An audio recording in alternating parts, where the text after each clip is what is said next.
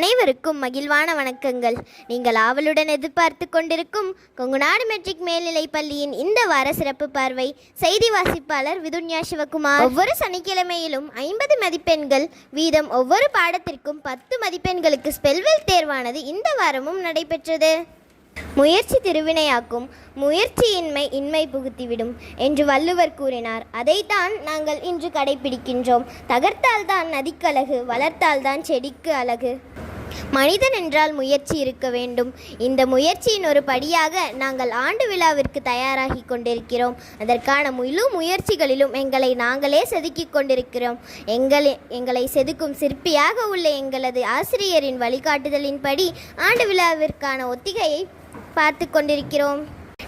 தென்னிந்திய அளவில் கந்தசாமி கண்டர் பள்ளியில் நடைபெற்ற அறிவியல் கண்காட்சியில் நமது பள்ளி மாணவர்களான உத்தவா 8ஆம் வகுப்பு மற்றும் பிரணவ் பாலாஜி 9ஆம் வகுப்பு ஆகிய இருவரும் ஸ்மார்ட் ஹெல்மெட் ஃபார் 2 வீலர்ஸ் என்ற தலைப்பில் புதிய கருவியை காட்சிப்படுத்தினர்.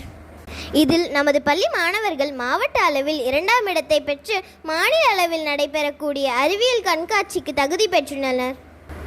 திருவண்ணாமலையில் நடைபெற்ற 19 வயதுக்குட்பட்ட பெண்களுக்கான கூடைப்பந்து போட்டியில் நமது பள்ளி மாணவிகள் கலந்து கொண்டனர். மேலும் எம் செய்திகளை அறிந்து கொள்ள தொடர்ந்து இணைந்திருங்கள் கொங்குநாடு மெட்ரிக் நியூஸ் எக்ஸ்பிரஸுடன். வீடியோ பாருங்க, மறக்காம சப்ஸ்கிரைப் பண்ணுங்க. நன்றி, வணக்கம்.